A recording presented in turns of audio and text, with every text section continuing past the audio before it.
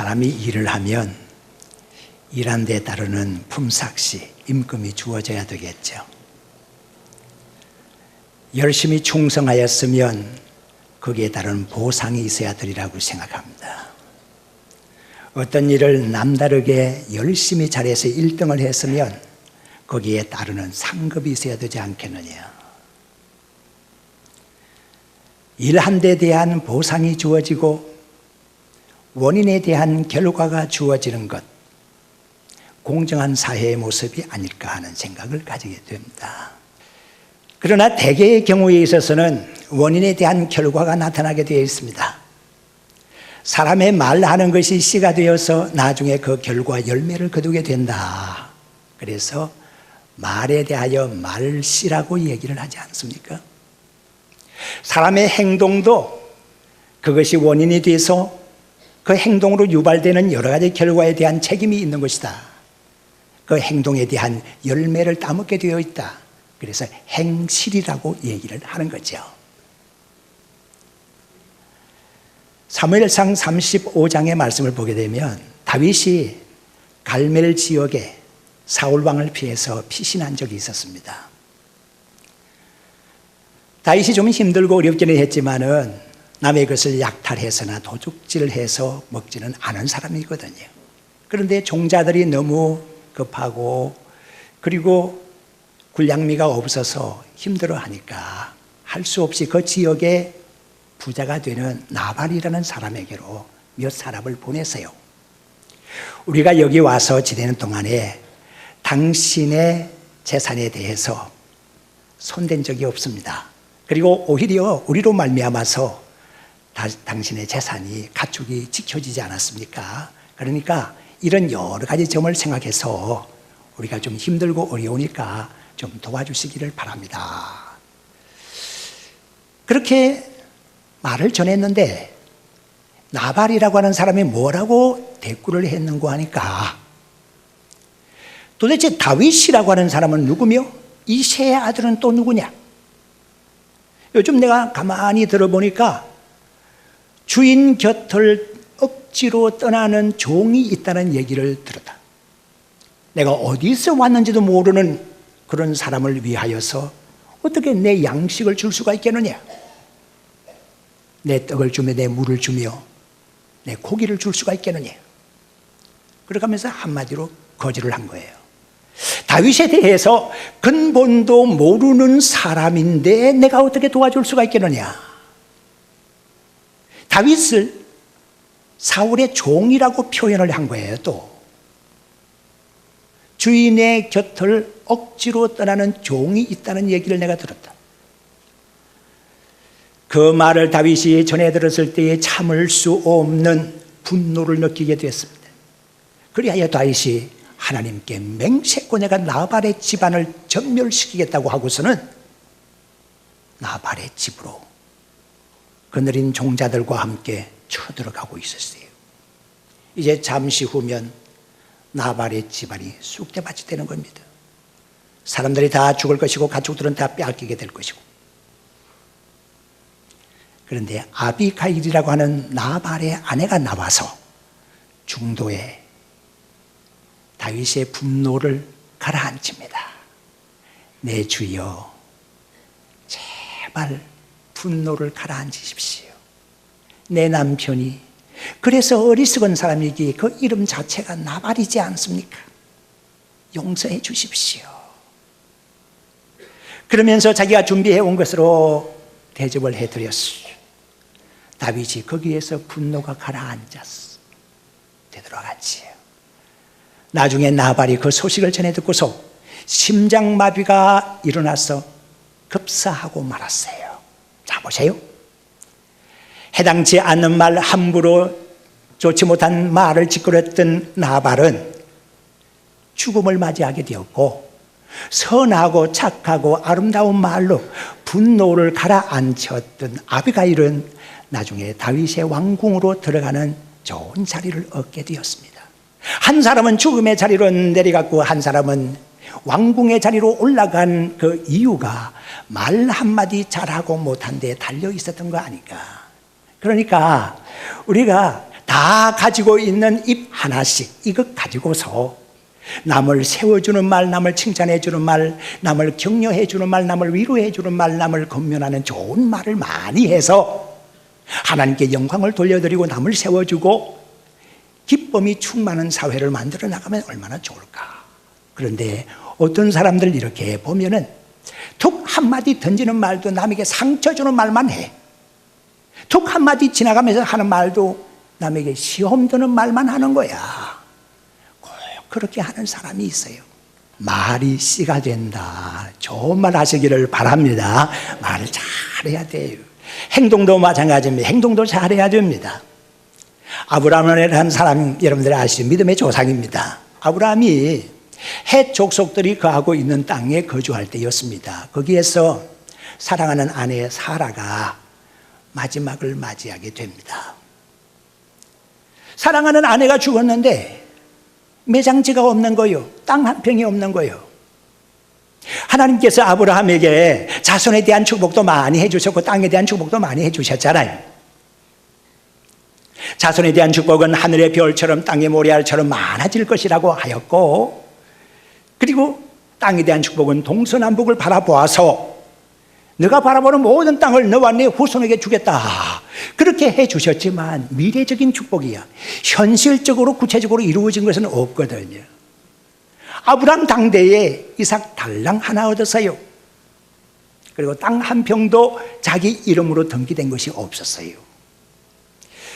그래서 아브라함은 헷 족속에게 나가서 자기의 사랑하는 아내 사라를 장사 지낼 수 있는 매장지를 얻으려고 했어요. 이렇게 말합니다. 여러분, 나는 여러분들 가운데에 붙여 사는 나그네입니다. 내 사랑하는 아내가 죽었는데 매장지가 없습니다. 매장할 수 있는 땅을 좀 허락해 주십시오.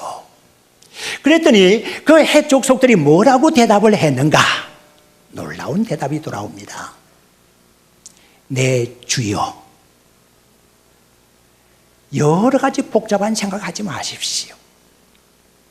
당신이 원하는 땅이 어딘지 매장지를 지적하면 우리 중에 어느 누구도 반대할 사람이 없습니다.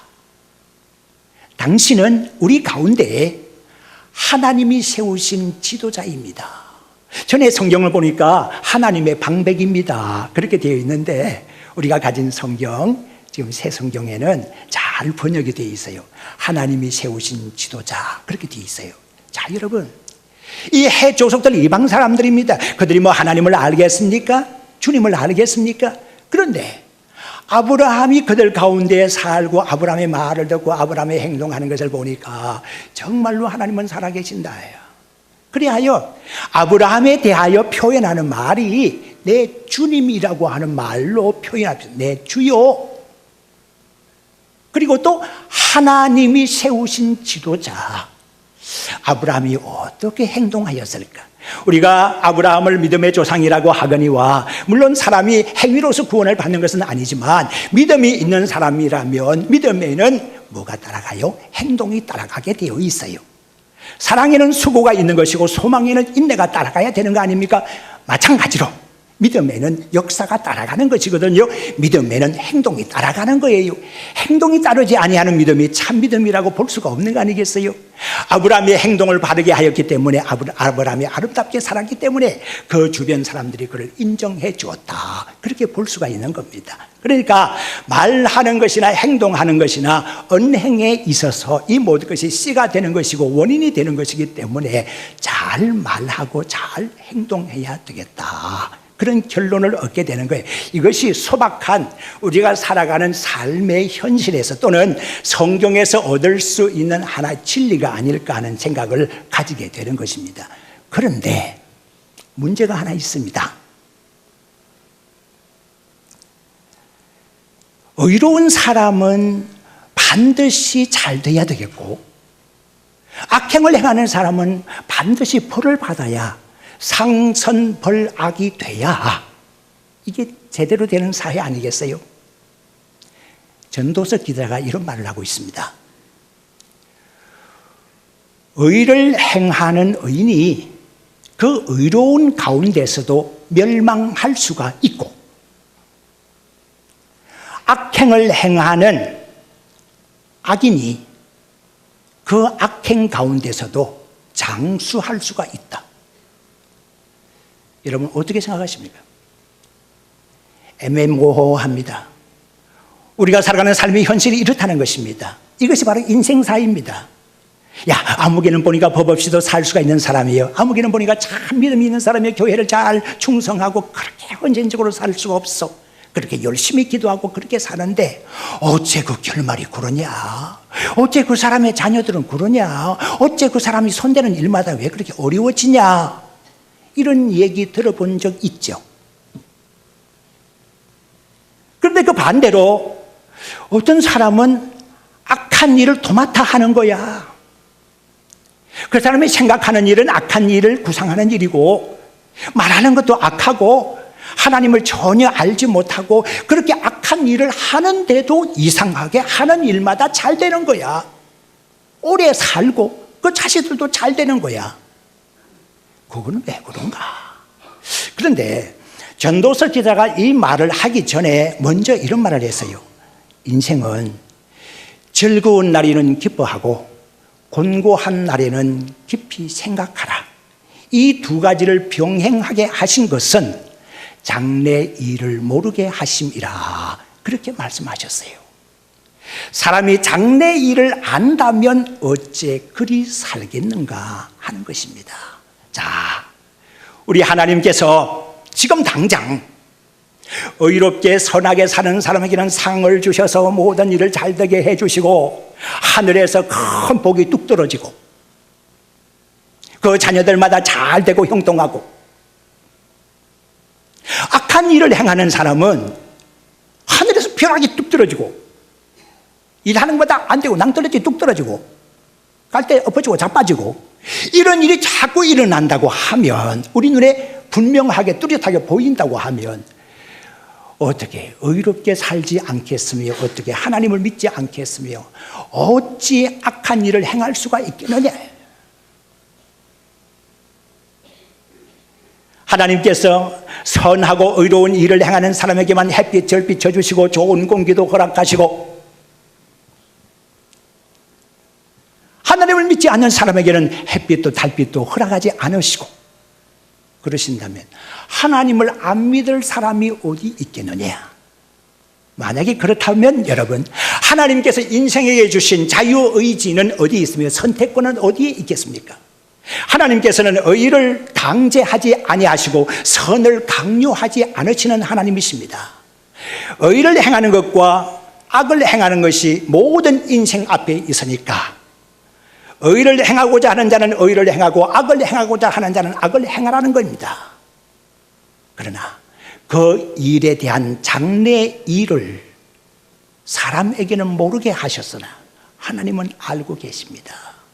믿음의 성도 여러분, 지금 현재 행하는 조상으로서의 우리의 행위가 나중에 내 자식과 내 손자 그리고 3, 4대에 이르기까지 그 결과로 닿는다고 하면 어찌 내가 나쁜 일을 행할 수가 있을까? 내가 지금 행하는 일이 내 자식이 잘되고 내 후손에게 영향을 끼쳐서 행복하고 좋은 일로 영향이 가진다고 하면 어찌 지금 선한 일을 안 할 수가 있을까? 그러나 장래 일을 사람이 모르기 때문에 의를 행하지를 못하고 있더라는 겁니다. 그런데 믿음의 성도 여러분, 이렇게 애매모호한 인생살이를 살아가고 있지만 우리 하나님께서 분명하게 하신 것 하나 있습니다.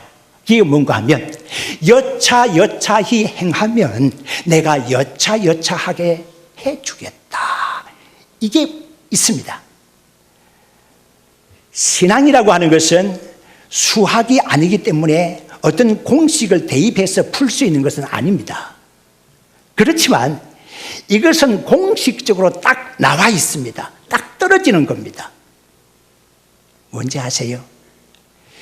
기도하였더니 응답되었더라. 이게 신앙의 공식입니다. 한번 따라하세요. 기도하였더니 응답되었더라. 이게 바로 신앙의 공식입니다. 할렐루야.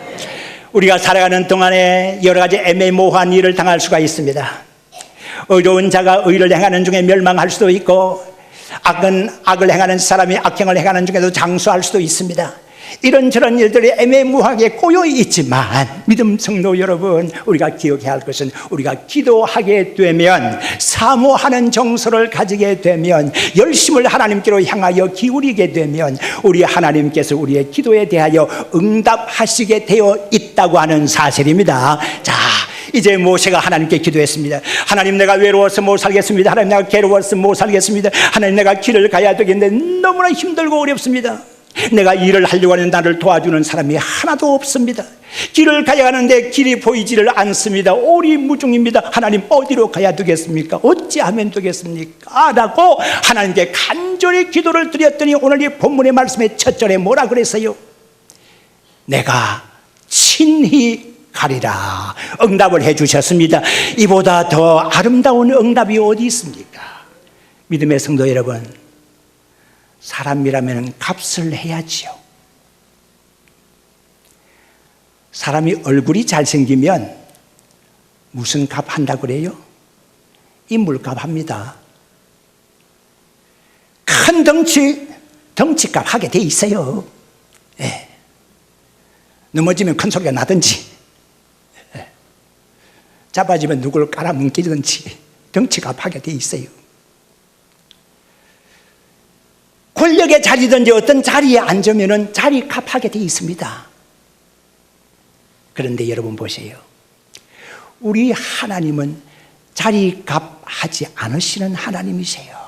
우리가 하나님께 간절히 우리의 소원을 아뢰게 되면, 우리 하나님께서 누구를 시켜서가 아니라 내가 친히 너를 도와주겠다, 내가 친히 너와 함께 가리라, 그렇게 말씀하시는 하나님이세요. 우리 하나님은 얼마나 좋으신 하나님이신가. 그 증거가 어디에 있는가 하면 바로 임마누엘이라는 단어에 있어요. 마태복음 1장 23절의 말씀 보게 되면, 처녀가 잉태하여 아들을 낳을 것이요 그 이름을 임마누엘이라 하리라. 이를 번역하면 하나님이 우리와 함께 계심이라. 보세요. 하나님이 우리와 함께 계심이라. 무슨 뜻이에요? 내가 친히 너와 함께 하리라. 바로 그 말씀이잖아요. 바로 그 말씀이에요. 인간들의 고통의 소리가 들려옵니다. 죄를 지어서 말미암아 그 죄의 값으로 죽음이 찾아오게 됐습니다. 지옥으로 끌려갈 신세가 됐습니다. 인간들의 탄식과 부르짖음 하나님이 들으십니다. 그래야 하나님이 돕기를 시작하시는데, 하나님이 천사를 대신 보내거나 천사에게 육신의 옷을 입혀서 천사로 하여금 십자가에 달리게 하고 천사로 하여금 일을 행하신 하나님이 아니십니다. 독생성자 예수님을 직접 보내셨습니다. 육신의 몸을 입게 하셨습니다. 이게 바로 성육신 사건입니다. 성육신 사건이에요. 하나님께서 직접으로 오셨다니까요. 하나님께서 직접으로 오셔서 아기로 태어나셔서, 하나님이 직접 오셔서 십자가를 지시고, 하나님이 직접 오셔서 우리 죄를 담당하셨다니까요. 내가 친히 가리라. 이 하나님의 응답이 임마누엘이라고 하는 단어에 있는 줄로 믿습니다. 이게 바로 기도의 응답입니다. 기도의 응답입니다.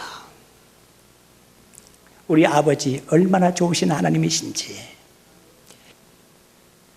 우리 하나님께서 우리의 기도를 들으시고 계십니다. 하나님 아버지 좀 도와주세요. 아버지라고 부르는 우리를 하나님은 외면하지 않습니다. 하나님께서 우리의 기도를 들으시며, 내가 친히 가서 내가 친히 너와 함께하고 내가 친히 너 문제를 해결해 주겠다, 하나님께서 그렇게 말씀해 주시는 것입니다. 우리 하나님께서 우리의 기도를 들으시고 우리와 함께해 주시는 것을 믿으시기를 바랍니다. 우리가 기도하는 대로 되는데, 우리가 기도하면 내가 친히 가리라는 하나님의 응답이 내려오고, 다음에는 여기 말씀해 보니까 내가 너를 쉬게 하리라, 그렇게 말씀하셨어요. 내가 너를 쉬게 하리라. 우리 예수님께서 이 땅에 오셔서 하신 말씀이, 수고하고 무거운 짐진 자들아 다 내게로 오라, 내가 너희를 쉬게 하리라. 어쩌면 구약 성경에서 모세가 간절히 기도했을 때 하나님의 응답이 내려왔던 그 말씀 그대로가 예수님께서 오셔서 마태복음 11장 28절에 말씀하신 것과 똑같아. 내가 너를 쉬게 하리라고 말씀하셨잖아. 모세를 쉬게 하셨던 하나님, 육신의 몸을 입으시고 예수님께서 이 땅에 오셔서 우리 가운데 계시면서 우리에게 하신 말씀이 내가 너희를 쉬게 하겠다, 그렇게 말씀해 주신 거예요. 믿음의 성도 여러분, 쉬려고 그러면 어떻게 해야 돼요? 무거운 짐을 내려놓아야 되잖아요. 무거운 짐을 누가 내려놓게 하셨습니까? 우리의 무거운 죄의 짐을 누가 내려놓게 해 주셨습니까? 우리의 무거운 인생의 짐을 누가 내려놓게 해 주셨습니까? 의식이 있는 동안에는 불안과 근심 속에서 떠날 수 없는 우리 인생을 누가 가볍게 해 주셨습니까? 우리 하나님, 우리 예수님께서 우리의 모든 죄의 짐을 가볍게 내려놓게 해 주셨지 않습니까? 우리의 인생의 짐을 가볍게 하지 않으셨습니까? 우리의 죄의 올무에서 풀어서 해방시켜 주지 않으셨습니까? 우리 하나님께서 우리를 쉬게 하시기 때문에 우리가 지금 쉴 수 있다는 것입니다. 믿음의 성도 여러분, 모세가 힘들게 어렵게 일하고 있었기 때문에 쉬게 해 주겠다고 하는 겁니다. 일하는 사람에게 필요한 것이 휴식이지 않겠습니까? 일 없는 사람에게 무슨 쉬는 것이 필요하겠습니까? 사명이 있는 자에게 내가 너로 하여금 편하게 해주겠다고 하는 겁니다. 너를 하여금 쉬게, 편하게, 일을 해도 편하게 할 수 있도록 해주겠다 하는 겁니다. 힘들게 어렵게 일하고 있지만 하나님께서 우리를 수월하게 해주시겠다는 것입니다. 믿음의 성도 여러분, 우리가 하나님께 간절히 기도하되 먼저 회개하는 기도를 하십시오. 그래야 편해집니다. 편해져요. 우리가 죄에서 놓여져야 되잖아요. 죄가 나를 끌고 다니게 되면 우리는 얼마나 불편한지 몰라요. 하나님께 우리 죄를 고하게 되면 우리 하나님께서 우리 죄를 용서해 주세요. 그리고 동시에 우리는 누구와 형제와의 관계 속에서 꼬여 있는 것이 있으면 서로 용서해 주고 용서받으셔야 돼요. 그래야 편안하게 되는 거예요. 묶여 있고 꼬여 있고 매여 있는 것이 있으면 편하지가 못해요. 지성에서 영성으로라는 책을 쓴 이호정 씨를 여러분들이 아시죠? 그는 하나님 없이 사는 사람이었어요. 무엇을 가장 자랑으로 여겼는가 하면 지성을 가장 자랑으로 여겼던 사람이에요. 지성이 밥 먹여주는 것이고, 지성이 나를 존경받게 해주는 것이고, 지성이 나로 하여금 길을 가게 하는 것이고, 지성이 나로 하여금 살게 해주는 것이다. 지성을 최고로 여겼던 사람이에요. 그런데 마지막 순간에 자기의 사랑하는 딸이 남편과 이혼을 했고 주의 작은 종이 되어서 봉사 충실하다가 병들어서 죽어가는 사랑하는 딸의 죽음의 문턱에 서 있는 모습을 보면서 자기의 지성이 무너져 내렸습니다. 나의 아는 것, 나의 지성이 도대체 무엇이더냐? 거기에서 영성을 발견하게 되는 겁니다. 지성은 죽고 영성의 세계로 나아갔던 그분의 고백입니다. 믿음의 성도 여러분, 이제까지 살았던 나의 모습이 나의 경험 중심으로 살았고 나 중심으로, 내 육신 중심으로 살았다고 하면 이제 깨어져야 할 것이 있습니다. 하나님 중심으로 살아야 된다는 것입니다. 오늘 이 본문의 말씀 보니까 내가 은혜 베풀 자에게 은혜를 베풀고 긍휼을 받을 가치가 있는 자에게 긍휼을 베푼다고 하는 말씀이 있습니다. 어떤 자가 하나님의 은혜를 받을 수 있으며 어떤 자에게 하나님의 긍휼이 임하는 것입니까? 하나님의 은혜를 간절히 사모하며 기도하는 자 아니겠습니까? 하나님께 기도할 때 하나님께서 우리에게 긍휼을 베푸시며 은혜를 베푸십니다. 내가 친히 너와 함께 하리라. 내가 너를 쉬게 하리라. 내가 너를 편하게 하리라. 할렐루야.